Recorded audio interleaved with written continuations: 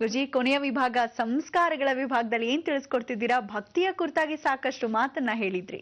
ನಿಜ ನೋಡಿ ವೀಕ್ಷಕರೇ, ಇವತ್ತಿನ ಭಕ್ತಿ ಪರಾಕಾಷ್ಠೆ ಬಹಳ ವಿಶೇಷ. ಅದರಲ್ಲಿ ಸಂಸ್ಕಾರ ವಿಭಾಗ. ಈ ಸಂಸ್ಕಾರ ಅನ್ನೋದು ಮೊದಲಿಂದ ಬರಬೇಕು ಅಂತ ಹೇಳಿದೆ, ಹುಟ್ತಾ ಬರಬೇಕು ಅಂತ. ಹುಟ್ತಾ ಬರೋ ಭಕ್ತಿಯಲ್ಲಿ ಯಾರಿಗೆ? ಪ್ರಹ್ಲಾದನಿಗೆ ಅಂತ ಹೇಳಿದ್ವಿ. ಪ್ರಹ್ಲಾದ ಅನ್ನೋದು ಭಗವಂತನ ಕೃಪಾಕಟಾಕ್ಷದಲ್ಲಿ ನರಸಿಂಹಸ್ವಾಮಿ ಕಂಡು ಕಾಣದೇ ಇರತಕ್ಕಂಥ ಭಗವಂತನ ಹೀಗೇ ಇರ್ತಾನೆ ಅಂತ ಅವನು ಖಂಡಿತ ಅನ್ಕೊಂಡಿರಲಿಲ್ಲ. ಅವನು ಅನ್ಕೊಂಡ ಭಗವಂತ ಇದ್ದಾನೆ, ನಾರಾಯಣ ನಾರಾಯಣ ಅಂತ ಅಷ್ಟು ಗೊತ್ತಿತ್ತು. ಹೊಟ್ಟೆಯಲ್ಲಿರ್ತಕ್ಕಂಥ ಗರ್ಭಶೇಷದಲ್ಲಿ ಅವನು ಇದ್ದಾಗ ನಾರದ ಮಹಾಮುನಿಗಳು ಕಥೆ ಹೇಳ್ತಾರೆ. ನೋಡಿ, ಹೀಗಿದ್ದ ನಾರಾಯಣ, ಹಾಗಿದ್ದ ನಾರಾಯಣ, ನಾರಾಯಣ ಅಂದರೆ ಏನು, ಆ ಭಗವಂತನ ಕೃಪಾಕಟಾಕ್ಷ ಅಂದರೆ ಏನು, ಎಲ್ಲವನ್ನು ಹೇಳ್ಕೊಡ್ತಾನೆ. ಭಾಳ ಸಂತೋಷ ಆ ಮಗು.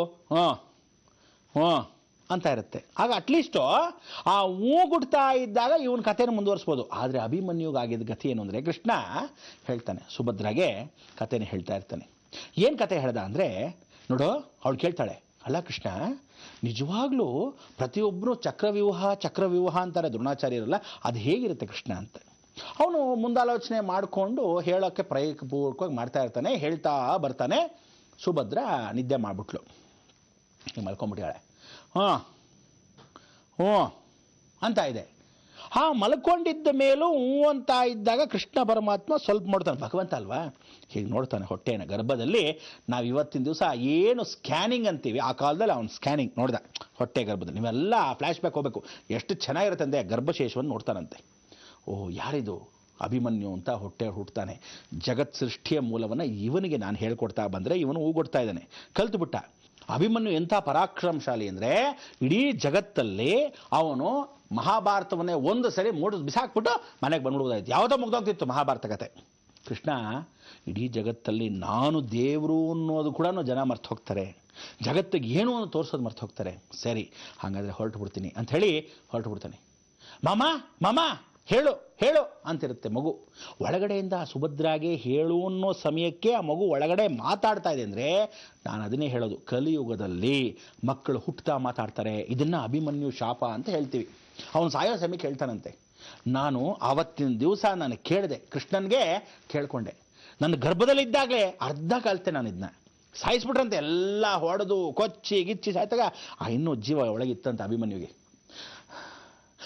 ಅಂತ ಇರುತ್ತಂತೆ. ಆಗ ಆ ಡವಡವಂದ ಪ್ರಾಣ ಹೋಗೋ ಸಮಯಕ್ಕೆ ಕೃಷ್ಣನ ಸ್ಮರಣೆ ಮಾಡ್ಕೊತಾನಂತೆ. ಆಗ ಕೃಷ್ಣ ಪರಮಾತ್ಮ ಸುತ ಬರ್ತಾನಂತೆ, ನೋಡ್ತಾನಂತೆ. ಅರ್ಜುನ ಅವರೆಲ್ಲ ಬರೋಕ್ಕೆ ಮೊದಲು ಕೃಷ್ಣ ದರ್ಶನ ಕೊಡ್ತಾನೆ. ಕೊಟ್ಟಾಗ ಮೋಕ್ಷಕ್ಕೆ ದಾರಿ ಸಂತೋಷ ಅಂಥೇಳಿ ಅವನು ಕಳಿಸ್ಕೊಡ್ತಾನಂತೆ. ಇದು ಕಾಲಚಕ್ರ ಅಂತ ಹೇಳ್ತಾನಂತೆ. ಆವಾಗ ಹೊರಭಾಗದಲ್ಲಿ ಆತ್ಮ ಹೋಗೋಕ್ಕೆ ಮೊದಲು ಕೇಳ್ಕೊಳುತ್ತಂತೆ, ಈ ಮುಂದಿನ ಕಲಿಯುಗದಲ್ಲಿ ಯಾವ ಕಾಲಕ್ಕೂ ಹುಟ್ಟೋ ಮಗು ಮಾತಾಡಬೇಕು. ಜಗತ್ತಲ್ಲಿ ನೀನು ನಿಲ್ಲಿಸ್ಬಿಟ್ಟೆ ರಹಸ್ಯನ, ಆದರೆ ಗೊತ್ತಿಲ್ಲದೇನೆ ಕಲಿಯುಗದಲ್ಲಿ ತನಗೆ ತಾನೇ ಪರಿಶ್ರಮ ಪಟ್ಟು ಅವನ ಸಾಧನೆಯಲ್ಲಿ ಗೊತ್ತಾಗಬೇಕು ಅಂತ. ಅದಕ್ಕೆ ಹುಟ್ಟೋ ಮಕ್ಕಳು ಕೂಡ ಕಲಿಯುಗದಲ್ಲಿ ಮಾತಾಡ್ತಾರೆ ಅಂತ ಆವತ್ತು ಅಭಿಮನ್ಯು ಕೃಷ್ಣನಿಗೆ ಅಂದರೆ ಮಾಮನಿಗೆ ಶಾಪ ಹಾಕದಂತೆ. ನೀನು ಹೇಳಿದ್ದು ನಿಲ್ಲಿಸಿದ್ದಾನೆ, ನಾನಿವತ್ತು ಘೋರವಾಗಿ ಸಾಯ್ತಾ ಇದ್ದೀನಿ. ಆದರೆ ನಮ್ಮಮ್ಮ ಆ ಅಶ್ರುತರ್ಪಣ ಏನು ಹಾಕಿದ್ಲು ಅವಳು ಪಾಪ ಗೊತ್ತಿಲ್ಲ, ಮುಗ್ದೆ ಮಲ್ಕೊಂಡ್ಬಿಟ್ಲು. ಆದರೂ ಸಹ ನೀನು ಮಾಡಿದ್ದು ನನಗೆ ಗೊತ್ತು. ಇಡೀ ಜಗತ್ತಿನ ಸಾಧನೆ ಭಗವಂತ ಅನ್ನೋ ಕುಟಿಲತನೆ, ಕೃಷ್ಣ ಅನ್ನೋ ಕುಟಿಲತನೆ ಅವನಲ್ಲಿ ಇದ್ದೇನೆ. ಅದಕ್ಕೆ ಅಂಥ ಒಂದು ಭಗವಂತ ಈ ಕರ್ಮ ನಿನಗೆ ಇರಲಿ ಅಂತಾನೆ. ಅದಕ್ಕೆ ಇವತ್ತಿಗೂ ಕೃಷ್ಣ ಪರಮಾತ್ಮ ಭೂಮಿ ಮೇಲೆ ಇದ್ದಾಗ ಗಾಂಧಾರಿ ಹಾಕೋ ಶಾಪದಲ್ಲೂ ಕೃಷ್ಣ ಪರಮಾತ್ಮ ಇದ್ದಾನೆ. ಜ್ಞಾಪಕ ಶಕ್ತಿ ಅನ್ನೋದಿದೆ. ಅದಕ್ಕೆ ಇವತ್ತು ನೀವೆಲ್ಲರೂ ಭರತೀಯ ಪರಾಕಾಷ್ಠೆಯಲ್ಲಿ ಶ್ರಾವಣ ಮಾಸ ಅಲ್ವಾ, ನಾಳೆ ಶನಿವಾರ. ಅದಕ್ಕೆ ಈ ಶನಿವಾರದಂದು ಯಾರನ್ನು ಸ್ಮರಣೆ ಮಾಡ್ಕೋಬೇಕು? ಮಹಾವೀರರಾಗಿರ್ತಕ್ಕಂಥವ್ರನ್ನ ಸ್ಮರಣೆ ಮಾಡ್ಕೋಬೇಕಂತೆ, ಅಶ್ವತ್ಥಾಮ. ಅದಕ್ಕೆ ನಾವುಗಳು ಏನು ಮಾಡಬೇಕು, ಪ್ರತಿಯೊಬ್ಬರೂ ಸ್ನಾನ ಮಾಡಿಸ್ಬೇಕಾದ್ರೆ ತಾಯಂದರು ಈಗ ಒಂದು ಚುಕ್ಕೆ ಎಣ್ಣೆ ಸ್ನಾನ ಮಾಡಿಸಿ ತೊಡೆ ಮೇಲೆ ಎಣ್ಣೆಯನ್ನು ಇಡ್ತಾರೆ. ನಾಳೆ ದಿವಸ ನೀವೆಲ್ಲ ಗಂಡು ಮಕ್ಕಳಾಗಿದ್ದವರು ತಾಯಂದ್ರ ಕೆಲ ಸ್ನಾನ ಮಾಡಿಸ್ಕೊಂಡಾಗ ತೊಡೆ ಮೇಲೆ ಎಣ್ಣೆಯನ್ನು ಸ್ನಾನ ಮಾಡಿಸಿ, ಚಿಕ್ಕ ಮಕ್ಕಳೊಂದು, ದೊಡ್ಡವರು ಅಯ್ಯೋ ಹೋಗು ನಮ್ಮ ಅಮ್ಮನ ಮುಂದೆ ಬಿಟ್ಕೊಂಡು ಹೋಗತ್ತಾ ಅಂತ ಏನೋ ಸಂಕೋಚ ಪುಟ್ಕೋಸಿ, ಚಿಕ್ಕ ವಯಸ್ಸಲ್ಲಿ ಎಲ್ಲ ನೋಡಾಗೋಯ್ತು, ಇನ್ನೇನು ನೀವು ಸಂಕೋಚ ಪಡೋದು. ಆದ್ರೂ ತಾಯಂದ್ರ ಆಗದೇ ಇದ್ದ ಪಕ್ಷದಲ್ಲಿ ಹೆಣ್ಣು ಮಕ್ಕಳ ಕೈಯಲ್ಲಿ ಅಂದರೆ ತಾವು ಹೆಂಡತಿಯರ ಜೊತೆಗೆ ಮಾಡಿಸ್ಕೊಳ್ಳಿ. ಸ್ನಾನ ಮಾಡಿಕೊಂಡಾಗ ಅಶ್ವತ್ಥಾಮ ಬಲಿ ಸರಿಯಾಗಿ ಬರ್ಕೊಳ್ಳಿ. ಅಶ್ವತ್ಥಾಮ, ಬಲಿ, ವ್ಯಾಸ, ಕೃಪಾ, ಹನುಮಾನ್, ವಿಭೀಷಣ, ಪರಶುರಾಮ, ಸಪ್ತೈತೆ ಚಿರಂಜೀವಿ, ಈ ಚಿರಂಜೀವಿಗಳನ್ನ ಸ್ಮರಣೆ ಮಾಡ್ಕೊಳ್ಳೋ ದಿನ ನಾಳೆ.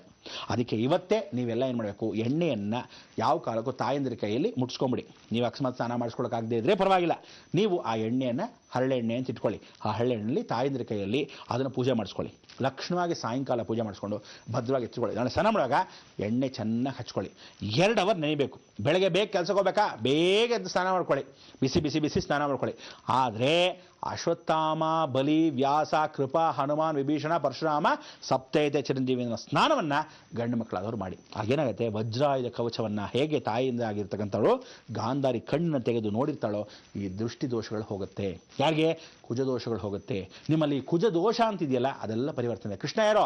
ಚಂದ್ರವಂಶಸ್ಥ. ತೊಡೆ ಅಂದ್ರೆ ಯಾರೋ? ಸಾಕ್ಷಾತ್ ಕುಜ. ಅಂದ್ರೆ ಮಾವ ಅನ್ನೋನು ಕುಜನಾಗಿರೋದ್ರಿಂದ ಕುಜ ದೋಷ ಅಭಿಮನ್ಯು ಮುಖಾಂತರ ಹೋಗುತ್ತೆ. ಅದಕ್ಕೆ ನೀವು ಇವತ್ತಿನ ದಿವಸ ತಾಯಿಯಾದ ಚಂದ್ರವಂಶನಾಗಿರ್ತಕ್ಕಂಥ ಕೃಷ್ಣ ಪರಮಾತ್ಮ ನೆನೆಸ್ಕೊಂಡು ತಾಯಂದ್ರ ಕೈಯಲ್ಲಿ ಹರಳೆ ಎಣ್ಣೆಯಲ್ಲಿ ಅಶ್ವತ್ಥಾಮ ಬಲಿ ವ್ಯಾಸ ಕೃಪಾ ಹನುಮಾನ್ ವಿಭೀಷಣ ಪರಶುರಾಮ ಸಪ್ತೈತೆ ಚಿರಂಜೀವಿ 7 ಜನನು ಇವತ್ತಿಗೂ ಜೀವಂತವಾಗಿದ್ದಾರೆ. ಇವತ್ತಿಗೂ ಅವ್ರಿಗೆ ಯಾವುದಕ್ಕೆ ಆಳಕ್ಕೂ ಸಾವಿಲ್ಲ. ಇವರೆಲ್ಲ ಚಿರಂಜೀವಿಗಳು. ಅದಕ್ಕೆ 7 ಜನ ಸ್ಮರಣೆ ಮಾಡ್ಕೊಳ್ಳೋ ನಾಳೆ ಈ ಶ್ರಾವಣ ಮಾಸದಲ್ಲಿ ಎಲ್ಲ ಚಿರಂಜೀವಿರ ದರ್ಶನಗಳು ಯಾವುದಾದ್ರೂ ಒಂದು ಮುಖ ನೋಡ್ತಾನೆ ನೋಡಿ. ಅಶ್ವತ್ಥಾಮ ಅಂದರೆ ಮಣೆಯನ್ನು ಹಾಕಿರ್ತಾರೆ. ಮಹಾಭಾರತ ಓದುವಾಗ ಮಣೆಯನ್ನು ಹಾಕಿರ್ತಾರೆ. ಅಶ್ವತ್ಥಾಮ ಅಲ್ಲಿ ಒಂದು ನಿಲ್ಸ್ಕೊತಾನಂತೆ. ಅಶ್ವತ್ಥಾಮ ಬಲಿ ಚಕ್ರವರ್ತಿ ರಂಗೋಲಿಯಲ್ಲಿ ಕೂತಿರ್ತಾನೆ. ಅದಕ್ಕೆ ರಂಗೋಲಿ ಮೇಲೆ ಸೆಗಣಿಯನ್ನು ಇಡೋದು. ಅದಕ್ಕೆ ಕೂತ್ಕೊಂಡಾಗ ಆ ಸೆಗಣಿಯನ್ನು ಕಾಯ್ತಾರಂತೆ. ಕೋಟೆಯನ್ನು ಕೃಷ್ಣ ಕೋಟೆಯನ್ನು ಬಲಿ ಚಕ್ರವರ್ತಿ ಯಾವ್ದು ಕಾಯೋದು? ಕೃಷ್ಣ ಪಾಡ್ಯಮಿ ಎಂದಕ್ಕೆ ಬಲಿಪಾಡ್ಯಮಿ ಅಂತ ಕರಿತೀವಿ. ಅವನು ಅವತ್ತಿನ ದಿವಸ ಬಂದು ಕಾವಲು ಕಾಯ್ತಾನೆ. ಅಶ್ವತ್ಥಾಮ ಬಲಿ ವ್ಯಾಸ ಋಷಿಗಳು ಹೇಗೆ ಕಾಯ್ತಾರೆ? ವ್ಯಾಸ ಪೂರ್ಣಿಮೆ ಅಲ್ವೇನ್ರಿ? ವ್ಯಾಸ ಋಷಿಗಳಲ್ವೇನ್ರಿ?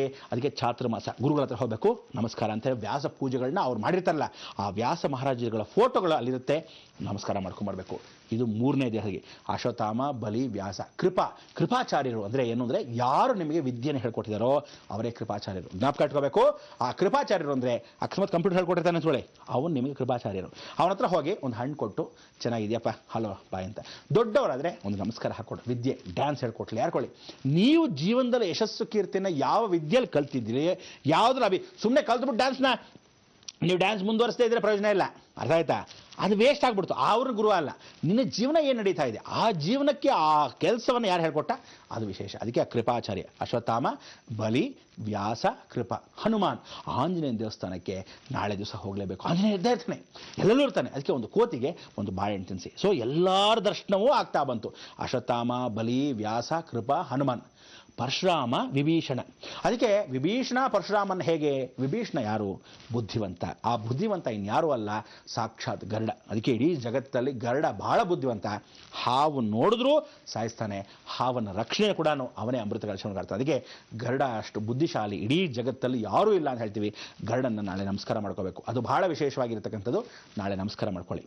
ಕೊನೆಯದಾಗಿರ್ತಕ್ಕಂಥ ಪರಶುರಾಮ. ಅದಕ್ಕೆ ಪರಶುರಾಮ ಕ್ಷೇತ್ರ ಆಗಿರೋದ್ರಿಂದ ಮಲೆನಾಡು ಪ್ರದೇಶದಲ್ಲಿ ಯಾರು ಇದ್ದೀರಾ, ನೀವು ಅಕಸ್ಮಾತ್ ಮಲೆನಾಡು ಪ್ರದೇಶದಲ್ಲಿ ವಾಸವಾಗಿರ್ತೀರ ಭೂತಗಣಗಳು ಅಂತ ಹೇಳ್ತಿರಲ್ಲ, ಭೂತ ಪೂಜೆಗಳು. ನೀವೆಲ್ಲ ಮಂಗಳೂರು ಪ್ರಾಂತ ಮಲೆನಾಡು ಪ್ರದೇಶ ಯಾರು ಇದ್ದೀರಾ ದಯವಿಟ್ಟು ಆ ಮಲೆನಾಡು ಅಂದರೆ ಗಿಡ ಮರಗಳಿಗೆ ಮಲೆನಾಡಿಗೆ ನೀರನ್ನು ಗಿಡಕ್ಕೆ ನೀರು ಹಾಕಿ ದೊಡ್ಡ ವೃಕ್ಷ ಯಾವುದೋ ಇರುತ್ತೆ ಅದಕ್ಕೆ ತನಗೆ ತಾನಾಗೆ ಬಂದಿರುತ್ತೆ.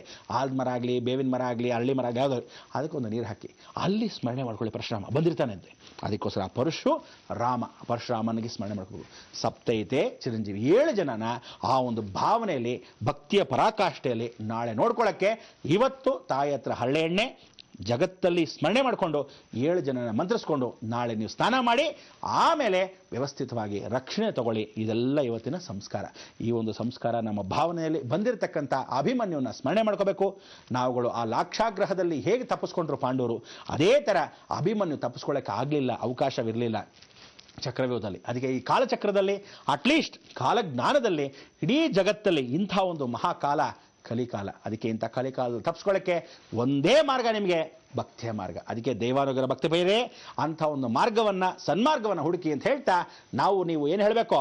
ಲೋಕ ಸಮಸ್ತ ಸುಖಿನೋ ಭವಂತು, ಸನ್ಮಂಗಳಾನಿ ಭವಂತು.